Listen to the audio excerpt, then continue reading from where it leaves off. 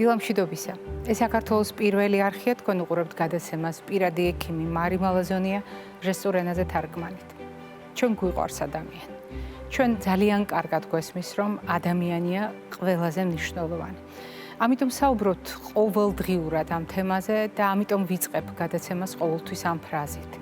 იმიტომ კი არა, რომ ვინმეს ეს დაავიწყდა, არა. იმიტომ რომ როგორც ჩანს ჩვენ გვჭირდება ყოველდღიურად საკუთარი თავისთვისაც და ერთმანეთისთვისაც იმის შეხსენება, რომ სწორედ ადამიანი არის ყველაზე დიდი ღირებულება, ყველაზე მნიშვნელოვანი ფასეულობა ნებისმიერ საზოგადოებაში. ყველაზე მეტად გასაფრთხილებელიც ადამიანის სიცოცხლეა და ასეთ შემთხვევაში ადამიანის არჩევანი, როგორი იქნება მისი ცხოვრების წესი, რა თქმა უნდა, არის მის ნებაზე დამოკიდებული, მაგრამ არა მხოლოდ.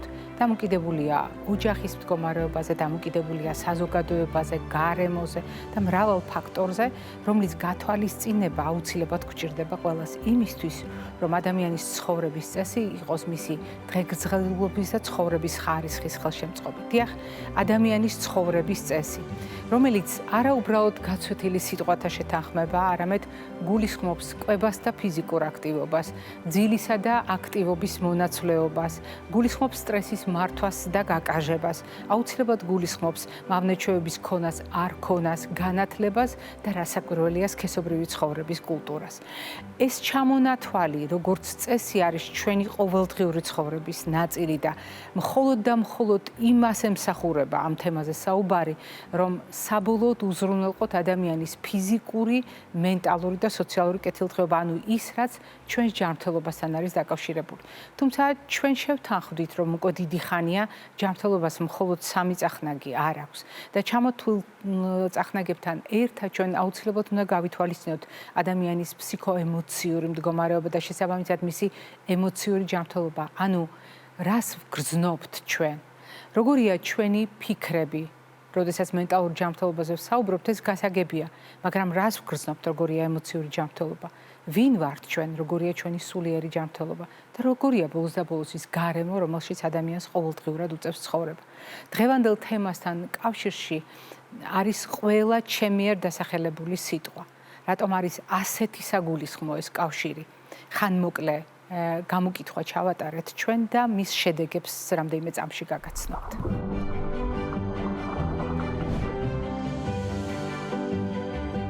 მე შემთხვევით არ ვახსენე სიტყვები, რომელიც უკავშირდება დღევანდელ თემას განსაკუთრებით მძაფრად. დიახ, ცხოვრების წესის ფაქტორებიც და ჯანმრთელობის განმარტებაც ძალიან მჭიდრო კავშირშია იმ თემასთან, რომელზედაც დღეს ძალიან ფრთხილად, ძალიან დიდი პასუხისმგებლობით უნდა გესაუბროთ. გესაუბროთ თუნდაც იმიტომ, რომ ჩვენი ჯანმრთელობა თუნდაც სამწახნაგიანი დავინახოთ განსხვავებულ ჭრილში. და სწორედ გამოკითხვით გავაგრძელებ მე საუბარს, იმ გამოკითხვით, რომელიც თქვენ იცით, რომ უკვე ტრადიციულია, როდესაც სოციალურ ქსელში ჩვენი გადაცემის სოციალურ მედიაში გვერდების მომხმარებელი აუდიტორია პასუხობს ამ კითხვებს და ჩვენ გვაქვს საშუალება მათი დამოკიდებულება გაგიზიაროთ. ძალიან მნიშვნელოვანია იმის გაცნობიერება, რომ შესაძლოა ბევრმა თქვენგანმა სწორედ სოციალურ ქსელში უპასუხა ამ კითხვებს და ახლა თქვენი პასუხი მრავალ სხვა პასუხთა შორის არის იმ დიაგრამაზე, რომელსაც ახლა ეკრანზე თქვენ ხედავთ და რომლის შედეგებსაც მე გაგიზიარებთ. კითხვა მარტივი იყო, ფორმულირებით, მაგრამ ძალიან რთული თავისი შინაარსით. რადგან კითხვა ჟღერდა ასე, რამდენად თქვენი აზრით ქალზე სექსუალური ძალადობის შედეგად ყველაზე მეტად რომელი წახნაგი ზარალდება ჯანმრთელობის, ფიზიკური, მენტალური თუ სოციალური, ანუ ურთიერთობებს რომ გულისხმობს ის წახნაგი. რა თქმა უნდა, ყოველთვის არის ჩვენს კითხვებში გათვალისწინებული პასუხი არ ვიცი და ეს გამოკითხვა არ გახლდათ გამონაკლისი. ხოლო გამოკითხვა იყო სრულიად მოულოდნელი, გარკვეულწილად მე ველოდებოდი სწორედ ამ პასუხის უპირატესობას, მაგრამ ასეთი ხარისხით უპირატესობას არ ველოდებოდი და თქვენთვისაც ვფიქრობ საგულისხმოა, რომ გამოკითხულთა 83% თulis რომ სექსუალური ძალადობა ქალზე ყველაზე მეტად აზარალებს ქალის მენტალურ ჯანმრთელობას. მხოლოდ 9% თulis რომ ეს აზარალებს ქალის ურთიერთობებს, ანუ სოციალურ ჯანმრთელობას და 4% თulis კიდევ უფრო ნაკლები, რომ სექსუალური ძალადობა აზარალებს ქალის ფიზიკურ ჯანმრთელობას.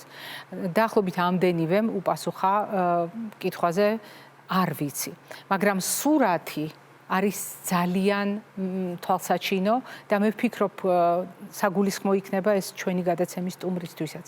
მით უფრო რომ თქვენთვის ადვილად გასაგები იქნება ახლა რატომ დავუკავშირეთ ცხოვრების წესის ფაქტორები შესავალში აღწერილი, ჯანმრთელობის სხვადასხვა მდგენელი, სექსუალური ძალადობის თემა და დღევანდელი თარიღი. დღეს ჩვენ აპრილს ვაჯამებთ.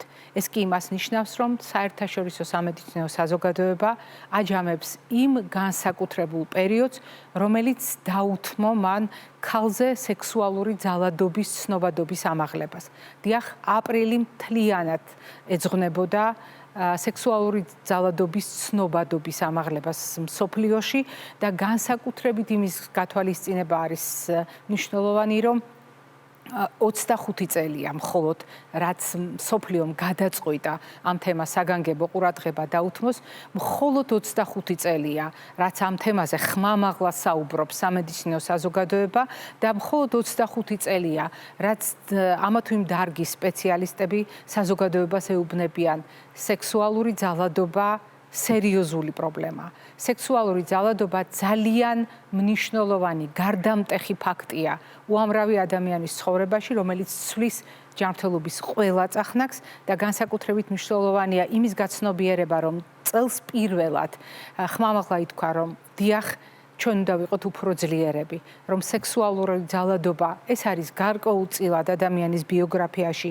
უკან მოხედვა, მაგრამ აუცილებელია წინსვლა და ამ წინსვლისთვის ჩვენ გვჭირდება ცოდნა. ცოდნა, რომელსაც ძალიან ხშირად ჩვენი გადაცემიდან გიზიარებთ ხოლმე. დღეს არ იქნება გამონაკლისი და თუნდაც ამ საჩოთირო თემაზე დიდი სიფრთხილით, პასუხისმგებლობით გავაგრძელებთ ჩვენ სტუმართან ერთად საუბარს.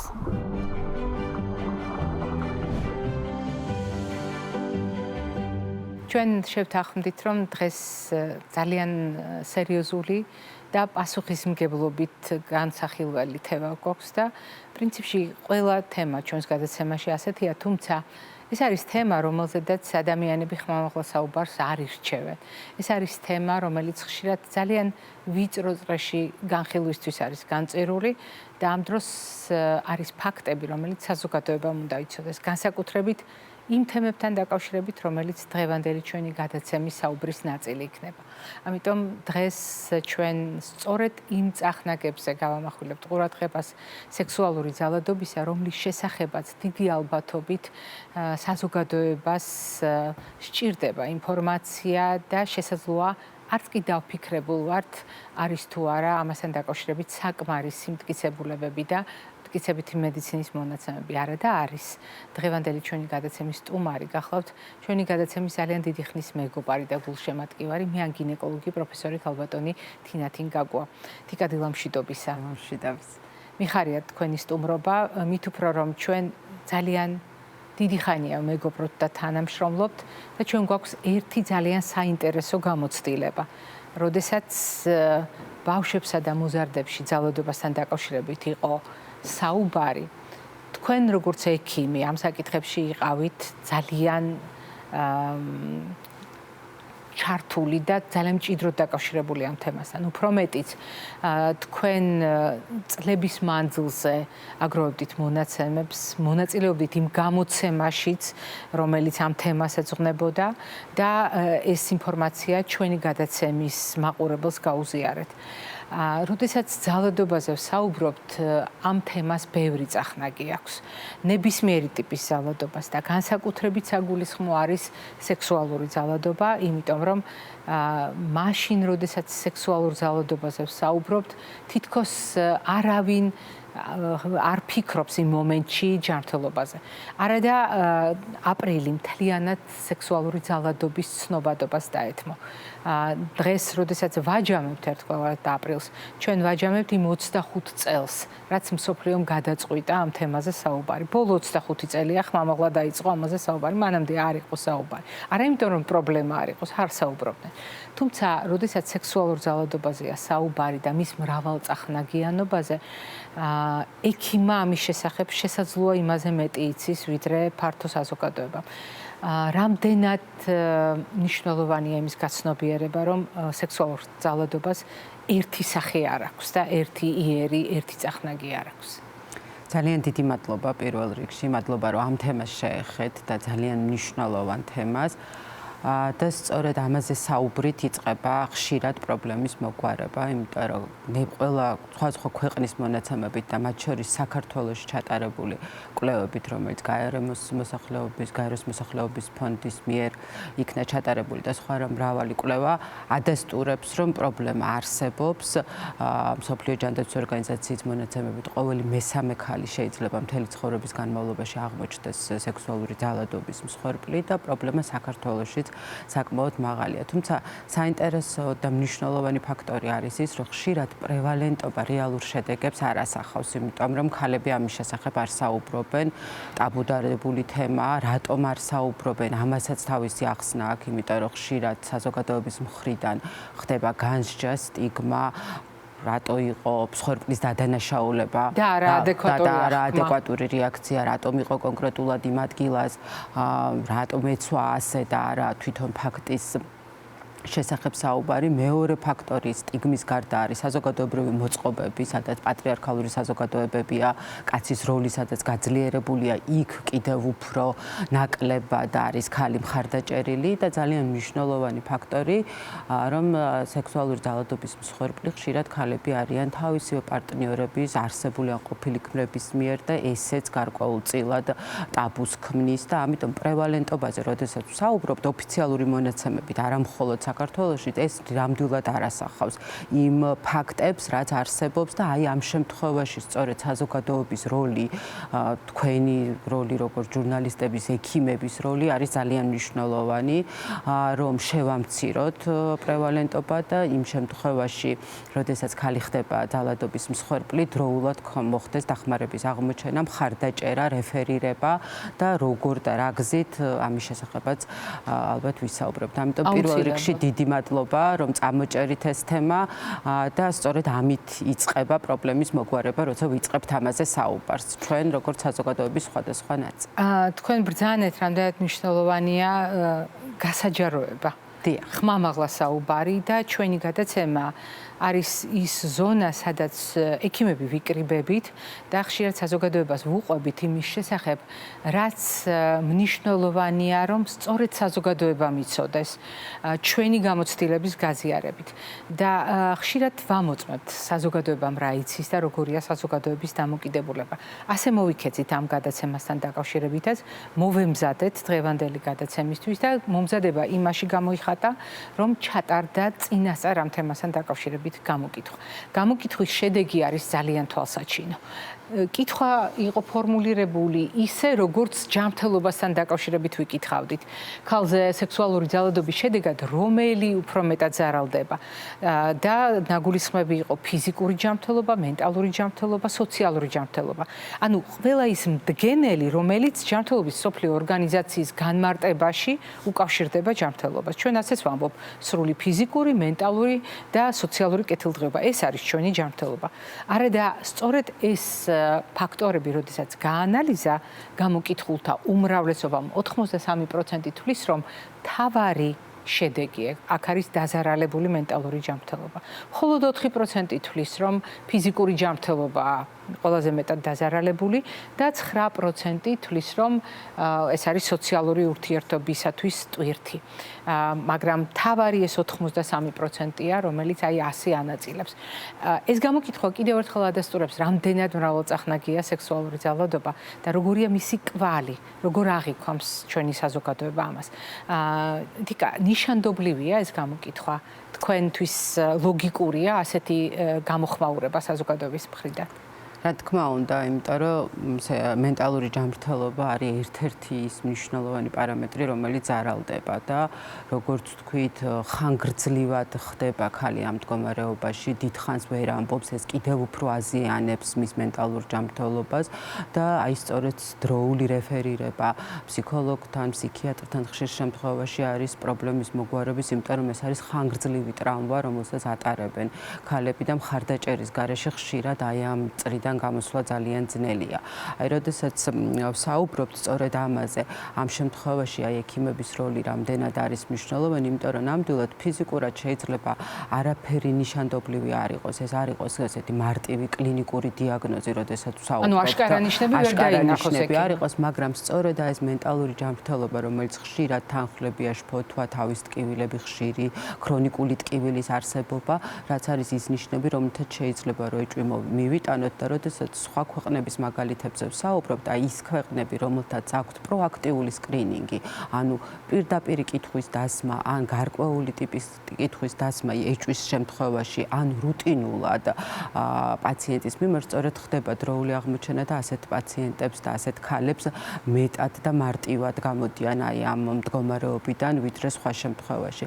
აი სკანდინავიის მაგალითი არის ძალიან კარგი, როდესაც მოხდა სკრინინგის თვალსაზრისით სხვადასხვა სპეციალობის ექიმები იქ არ იყო მხოლოდ მიან გინეკოლოგების, ოჯახის ექიმების მხრიდან სკრინინგი, ანუ ყველა პაციენტს ასკრინინგებდნენ, უსვამდნენ კითხვებს ამის შესახებ, სწორედ ასეთ დროს ხდებოდა აღმოჩენა, როდესაც ქალი იყო გარკვეული ძალადობის მსხვერპლი, არა მხოლოდ სექსუალური, ნებისმიერი სხვა ფიზიკური ძალადობის მსხვერპლი და ამან პრევალენტობაც გაზარდა აღმოჩენის და შესაბამისად გზიების გზებით. ამერიკის მიან გინეკოლოგთა ასოციაცია პირდაპირ ამბობს, რომ სწორედ ჩვენი სპეციალობის ექიმები წარმოადგენენ იმ რგოლს, სადაც ძალიან ხშირად ხდება აღმოჩენა, იმიტომ რომ ქალები შეიძლება იყვნენ იზოლაციაში, არ ქონდეთ მიმართვიანობა ექიმებთან. ჩვენთან ხშირად მოდიან რუტინულ ვიზიტებზე, არსებობს გარკვეული ნდობა ექიმის მიმართ და ასევე მაგალითად ანტენატალურად, როდესაც ორსულობის დროს ვსაუბრობ, ცოტა ძნელი წარმოსადგენია, ხო, ორსულობის დროს როგორ შეიძლება იყოს ქალი ძალადობის მსხვერპლი, მაგრამ ამ დროსაც ხშირად იმატებს. მსოფლიო ჯანდაცვის ორგანიზაცია პირდაპირ ამბობს, რომ ყოველ ვიზიტზე არის მნიშვნელოვანი ოჯახური ძალადობის სკრინინგი, კითხვის დასმა და გარკვეული ფიზიკური ან კლინიკური ეჭვის მიტანის შემთხვევაში დამატებითი ფსიქოემოციური შეფასება აი ამ პაციენტების, ქალების და მხარდაჭერის აღმოჩენა. ამიტომ აი ეს კრიტიკული როლი, როდესაც ექიმებს აქვთ აღმოჩენის და მხარდაჭერის შემთხვევაში არის ძალიან მნიშვნელოვანი. და შემდეგი საკითხი, რომელიც ჩდება, მაშინ თუ ეს ვიცით და ეს ინფორმაცია არსებობს, რა გვიშლის ხელს, რა პრობლემებია, რატომაც არ ხდება დროული აღმოჩენა, დროული მხარდაჭერა, დროული რეფერირება და შესაბამისად ქალების დახმარება და თუ შესაძლებლობა იქნება ამის შესახებაც ვისაუბრებთ. მოდი ვუპასუხოთ, რა გვიშლის ხელს? მოკლედ ჩამოვაყალიბოთ. პირველი და მთავარი პრობლემა არის ეს ისეთივე ტაბუდადებული არის სამედიცინო საზოგადოებაში. არ ვიცით როგორ აღმოვაჩინოთ, აბა რა პროგრამები არსებობს, ვისწავლეთ, როგორ ვესაუბროთ, გვაქვს რეზიდენტურის პროგრამებში, მათ შორის მიან გინეკოლოგების, ოჯახის ექიმების შემთხვევაში მოდული, სადაც როგორი ფორმის კითხვები დავსვათ, რომ არ იყოს განსჯა ქალის, გავზარდო ღიაობა, მოუნდეთ ამის შესახებ. დიახ, არსებობა. ამიტომ ეს ცოდნის დეფიციტი, რომელიც არა მხოლოდ ჩვენ ქვეყანაშია, ზოგადად ამ მიმართულებით არსებობს ცოდნის დეფიციტი, როგორ ვესაუბროთ, რა კითხვები დაუსვათ, როგორ აღმოვაჩინოთ. ამიტომ პირველი პრობლემა, რომელიც არსებობს, არის ის ინფორმირებულება ექიმის და ცოდნა პრობლემის შესახებ, როგორ ვმართოთ. მეორე საკითხი ასევე არის ტაბუ, რომელიც არსებობს, იმიტომ რომ ამ შემთხვევაშიც ეს ტაბუდადებული თემები ხშირად ექიმებსაც აჩუმებთ პრობლემის მithumetes ისეთ პატარა ქვეყანაში, როგორც ჩვენ ვართ და ყველა ერთმანეთთან დაკავშირებული ნათესავი, ახლობელი, მეზობელი და დიახ, აბსოლუტურად გეთანხმებით, დრო იმიტომ რომ დრო მნიშვნელოვანი ფაქტორია, რომ ეჭვი მიიტანო და აღმოჩნდა და ხშირად ეს დრო არ არის საკმარისი იმისთვის, რომ მართო და გაერკვიო და მართო ეს პრობლემა და ეს ყველაფერი ერთად ქმნის იმ გარემოს, რომ ვფიქრობ, რომ გაცილებით მეტია პრობლემა, ვიდრე ჩვენ რეალურად ვიცით და მართავთ. თიკო, როდესაც თქვენ საუბრობთ, თქვენ ცდილობთ აისბერგის ხილული ნაწილის გარდა დაგვანახოთ ახლა, რამდენად ღრმა არის ეს პრობლემა და რამდენად დიდია თავისი მასშტაბებით და რომ ამას ერთი სოციუმი კი არა, პრაქტიკულად საზოგადოების ყველა ფენა ეხება და რომ მრავალწახნაგიანობა ამასაც გულისხმობს პრობლემის. თუმცა არის მნიშვნელოვანი დღევანდელი ჩვენი საუბრიდან გამომდინარე საზოგადოებას შევახსენოთ, რომ თუ ვლაპარაკობთ ჯანმრთელობის დაზარალებაზე, ჩვენ და ვიცოდეთ, რომ არსებობს ახლა ამ წუთას მწვავე შედეგები და არსებობს გრძელვადიანი შედეგები. მოდით რამდენიმე ძალიან მოკლედ ჩამოვთვალოთ, იმიტომ რომ ზოგიერთ საკითხთან დაკავშირებით მე კიდევ მაქვს დამატებითი კითხვები და მინდა რომ მოვასწროთ დღეს ეს ყველაფერი. დიახ, როგორც გამოკითხვამ ახსნა და ეს თვალსაჩინო იყო, მენტალური ჯანმრთელობა არის ყველაზე მნიშვნელოვანი და მთავარი, რომელიც არალდება.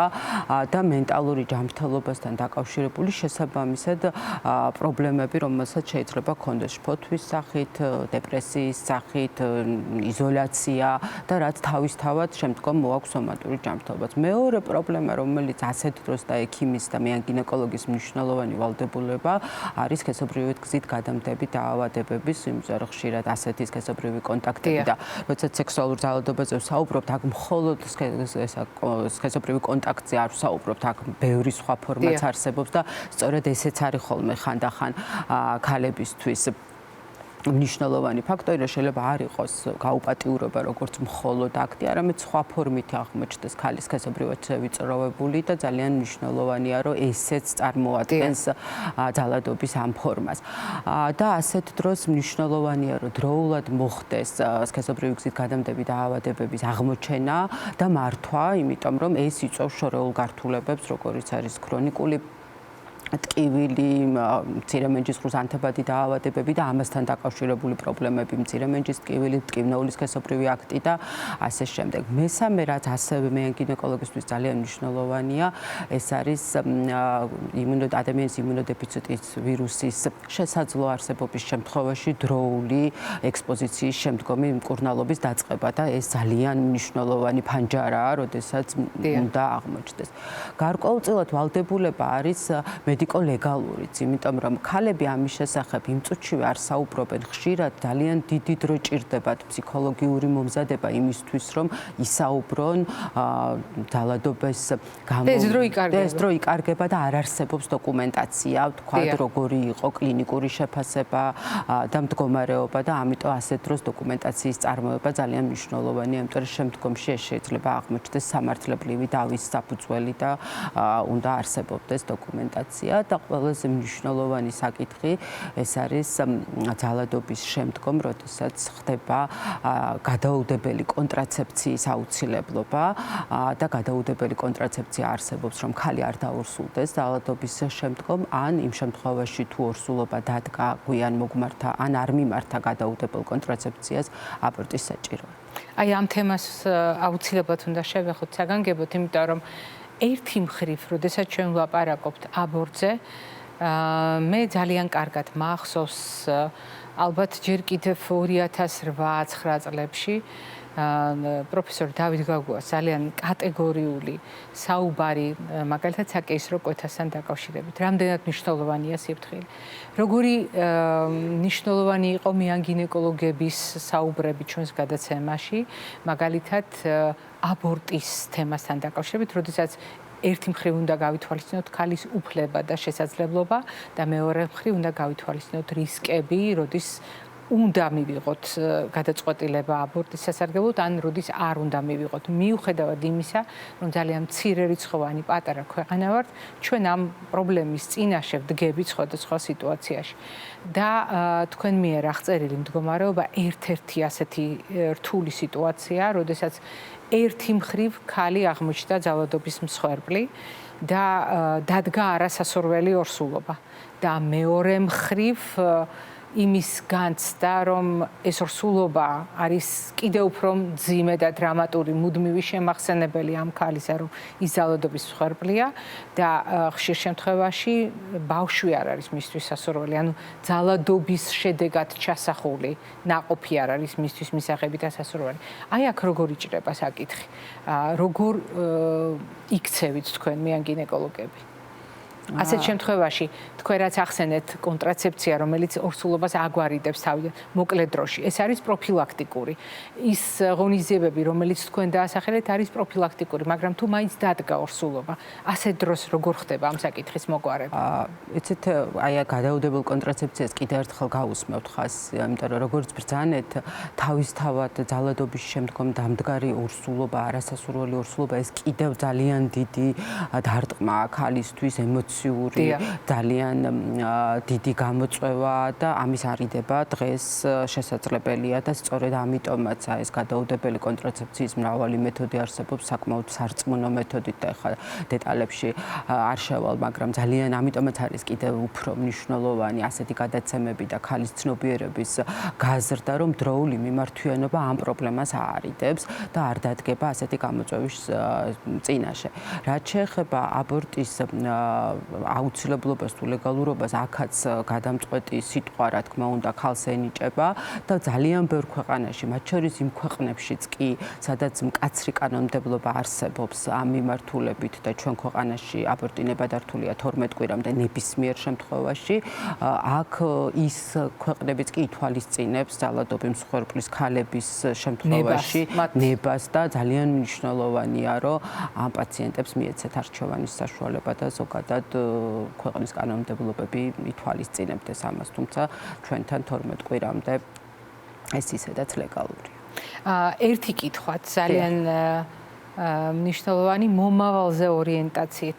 როგორც წესი, ნებისმიერი პრობლემა, რომელიც ჩვენს ღრმა კვალს ტოვებს, შეიძლება იყოს რაღაც გადაწყვეტილებების შემაფერხებელი. სექსუალური ძალადობა, მოგეხსენებათ, მე ვემზადები ყოველთვის კოლეგებთან შესახვედრად და საკმაოდ ბევრი მასალა ვნახე, როდესაც ფსიქოლოგებმა აღმოაჩინეს, როგორ ხდება ქალებისთვის ფსიქოემოციური ბარიერი და მენტალური ბარიერი, როდესაც ისინი შემდგომში გეგმავენ ორსულობას და მშობიარობას. აღმოჩნდა, რომ არა მარტო, თქვათ, ფიზიკური პრობლემები, რომელიც გადატანილმა ძალადობამ დაუტოვა, არამედ თვითონ ქალის დამოკიდებულება იმდენად შეცვლილია, რომ თითქოს დისტანცირება ხდება იმ თემისგან, რასაც ქვია ორსულობა და მშობიარობა. რეალურად როგორ არის და რამდენად ხშირად შეიძლება იყოს, ვთქვათ, ფიზიკური ფაქტორები დამაბრკოლებელი ძალადობის შემდეგ და რამდენად მნიშვნელოვანია ქალმა ეს ფსიქოემოციური ბარიერები გადალახოს იმისათვის, რომ მე წარმატებით მართოს საკუთარი ორსულობაც და მშობიარობაც. ძალიან მნიშვნელოვანია და დროული, მყისიერი, მრავალმხრივი ჩარევა და მხარდაჭერა ამ პრობლემებს აგვარიდებს. ქალები ძნელად იღებენ გადაწყვეტილებას შემდგომში, რომ დაგეგმონ ორსულობა. დაგეგმის შემთხვევაშიც არის ხოლმე შორეული გართულებები, როგორც არის ნაყოფის ზრდაში ჩამორჩენა, პრობლემები გესტაციურ დიაბეტთან და სხვადასხვა, იმიტომ რომ კვებითი დარღვევები აქვთ ხშირად და სხვადასხვა პრობლემები. ამიტომაც დიახ, ამ შემთხვევაში მართვა და შორეული ფერტილობის უნარის გაზრდაც, დროული საზოგადოებრივ ცხოვრებაში დაბრუნება და სრულყოფილი ცხოვრების შენარჩუნების საფუძველი, მათ შორის შვილოსნობის დაგეგმვა და მართვა და გადაჭრა ამ გამოცდილების და ახალი ცხოვრების და ცხოვრების სრულფასოვანი დაწყებაში ძალიან ერთობლივი მნიშვნელობა აქვს როგორც საზოგადოებას, მათ შორის ექიმებს, ფსიქოლოგებს, ფსიქიატრებს და აქვე ვიტყვი, რომ ეს არ არის მხოლოდ საზოგადოების პრობლემა, მას სჭირდება სისტემური მართვა, როგორც ჯანდაცვის ზოგადად მართვის თვალსაზრისით, ასევე ლეგალური საფუძვლების არსებობის თვალსაზრისით და ამ მხრივ არის გარკვეული წინსვლები და იმედს ვიტოვებ, რომ ეს გაგრძელდება და ერთობლივად მოხდება პრობლემის დროული აღმოჩენა, მართვა და მხარდაჭერა ქალების, რომლებიც ასე საჭიროებენ ჩვენს მხარდაჭერას. თიკა, ძალიან დიდი მადლობა უნდა გითხრათ, იმიტომ რომ წლების მანძილზე არა უბრალოდ კლასიკურად მეანგინეკოლოგიისათვის დამახასიათებელ თემებზე და მეანგინეკოლოგიის კომპეტენციისთვის, ასე ვთქვათ, მისადაგებულ თემებზე ვსაუბრობდით ჩვენ, არამედ მოგვეცით საშუალება, რომ საკმაოდ რთულ, ტაბუ დადებულს, როგორც თქვენ რამდენჯერმე ბრძანეთ, საზოგადოებისათვის გარკვეულწილად შენიღბულ და საჩოთი რომ მიუღებელ საჯაროდ არ გამოტანილ თემებს შევეხეთ. იყო თავის დროზე ბავშვებსა და მოზარდებში ძალადობასთან დაკავშირებით და დღეს ჩვენ სექსუალური ძალადობის მსხვერპლ ქალებზე ვისაუბრეთ. სრულიად განსხვავებულ წრილში ვისაუბრეთ მტკიცებითი მედიცინის მონაცემების შესაბამისად და რაც თავარია ვთქვით შესაძლებლობებზე, რომლის შესახებაც უნდა იცოდეს საზოგადოებამაც და უპირველესად ქალმა. მადლობა ამისთვის. მაყურებელს შევახსენებ დღევანდელი ჩვენი გადაცემის სტუმარი გახლდათ მეანგინეკოლოგი პროფესორი ქალბატონი თინათინ გაგუა. მე ჯერ არ გემშვიდობებით, წინ კვებითი შუქნიშანი გველოდება.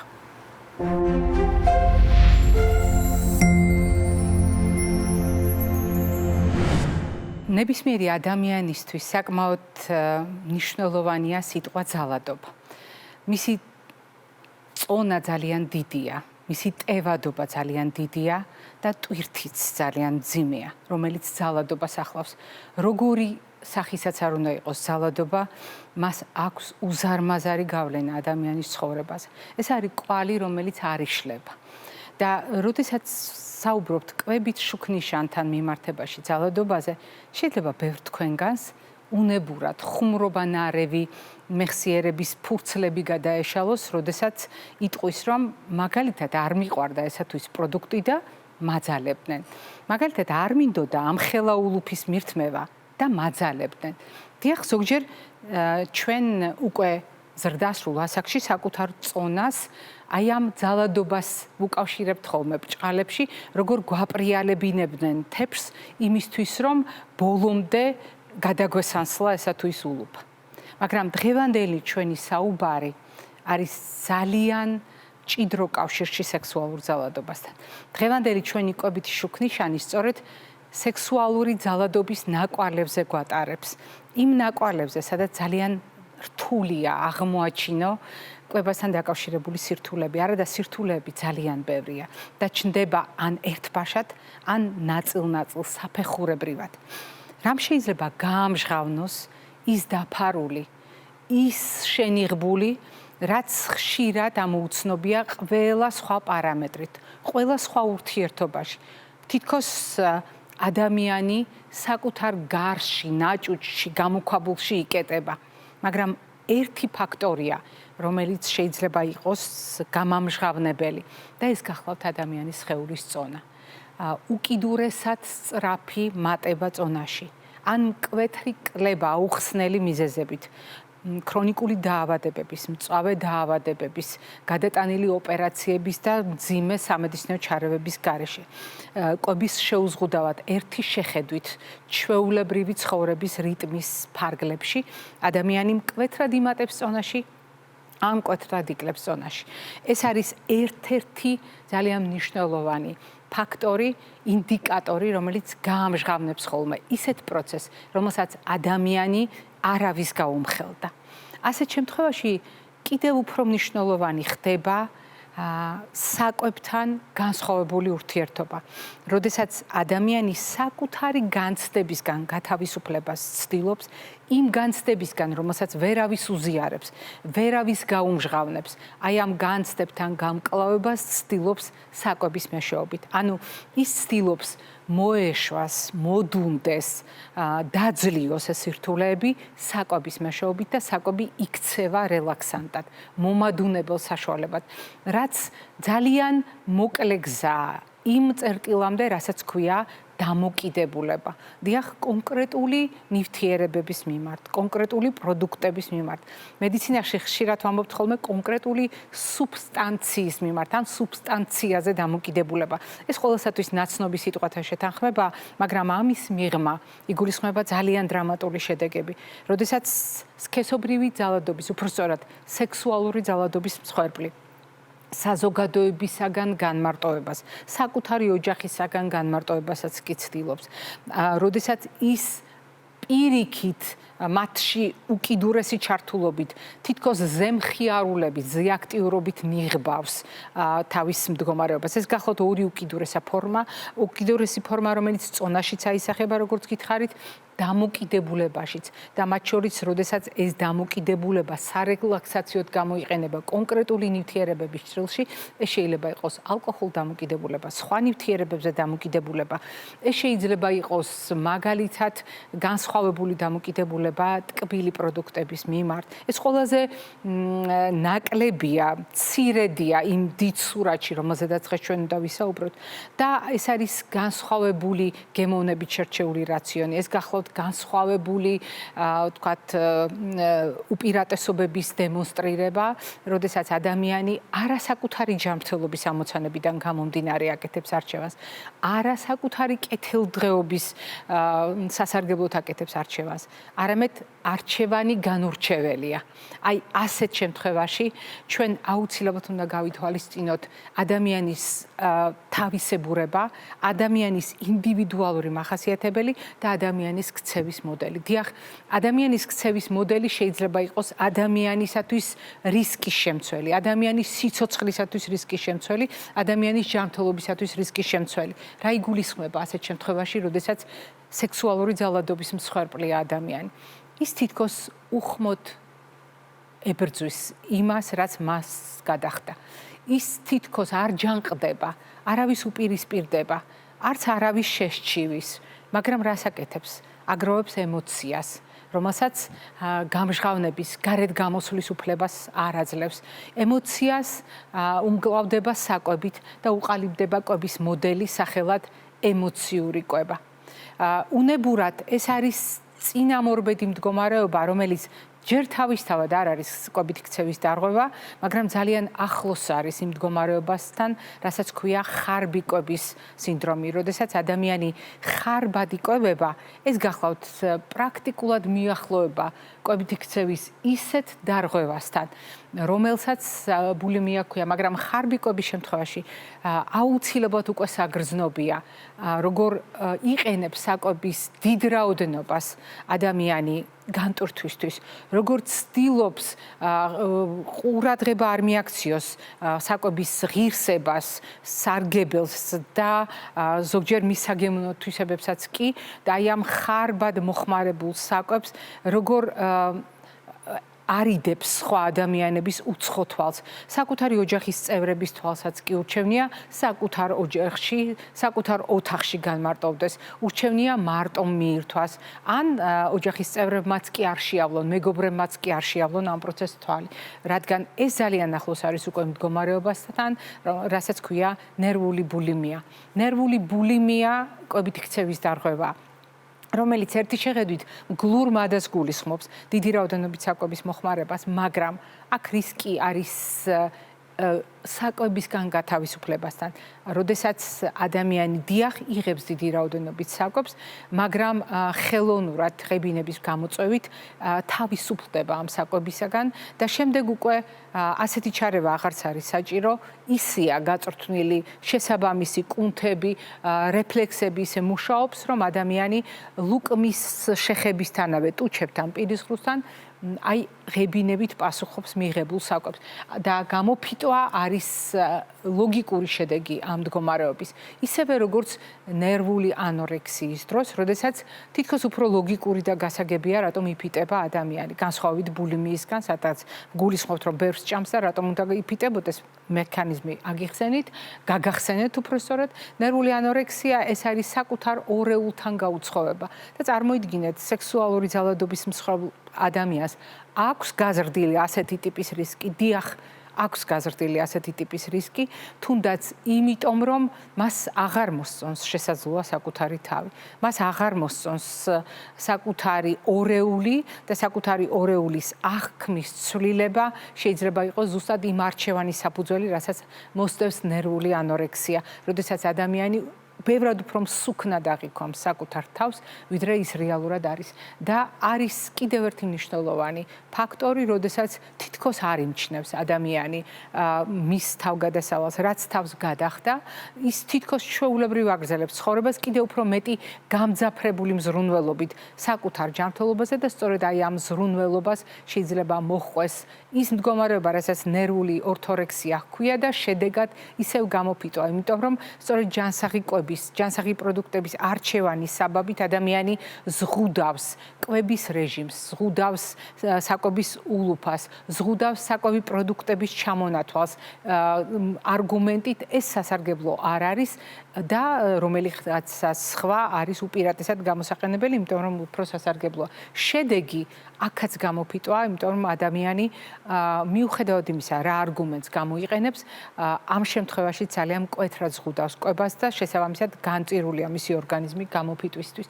და კიდევ ერთი ძალიან მნიშვნელოვანი საკითხი, რომელიც აქამდე არ იყო საერთაშორისო კლასიფიკაციაში გათვალისწინებული, თუმცა თქვენ გახსოვთ, მე ამაზე საუბრობდი მანამდე, ვიდრე კლასიფიკაციაში შევიდო და საუბრობდით, იმიტომ რომ მეცნიერები საუბრობდნენ უკვე, ექიმები საუბრობდნენ ამის აუცილებლობაზე და დღეს უკვე ოფიციალურად არის ეს წარმოდგენილი, როგორც დამოუკიდებელი პრობლემა. საკვებისგან თავის არიდება, საკვების უარის თქმა და საკვების შეზღუდვა, როდესაც საკუთარი ორეული არ მომწონს, არ არის არგუმენტი. ანუ განსხვავებით ანორექსიისგან, საკვებისგან თავის არიდება არ გულისხმობს საკუთარ ორეულთან გაუცხოებას. ეს გულისხმობს ძალიან მკაფიოდ უარის თქმას გარკვეული ტიპის პროდუქტებზე, ან მთლიანად საკვების მოხმარებაზე და ესეც გახლავთ კვებითი ქცევის დარღვევა, რომელიც უკიდურეს გამოფიტვამდე მიიყვანს ორგანიზმს.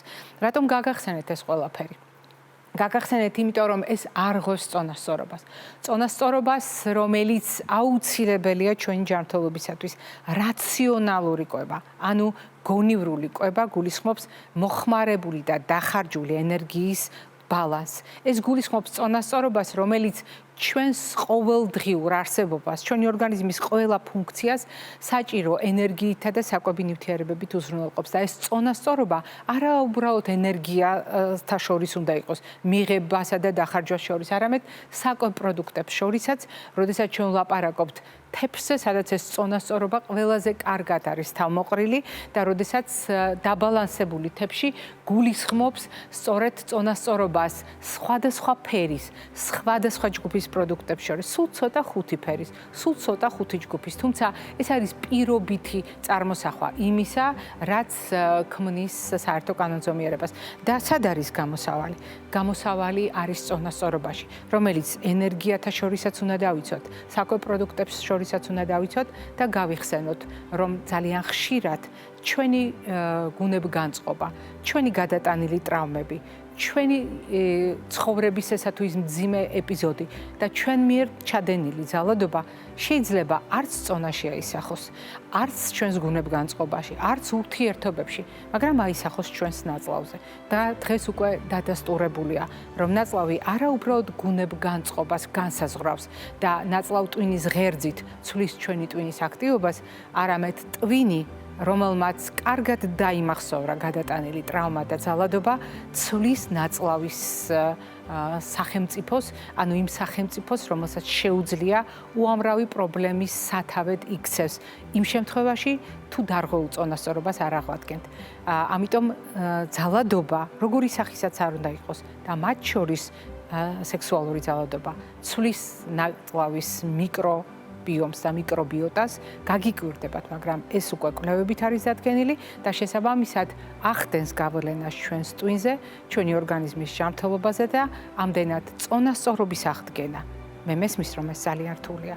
ეს არის უკიდურესად რთული და ძალიან გვჭირდება ჩვენ ასეთ დროს ერთმანეთის დამხმარება, მაგრამ აუცილებელია იმისათვის, რომ გავაგრძელოთ ცხოვრება.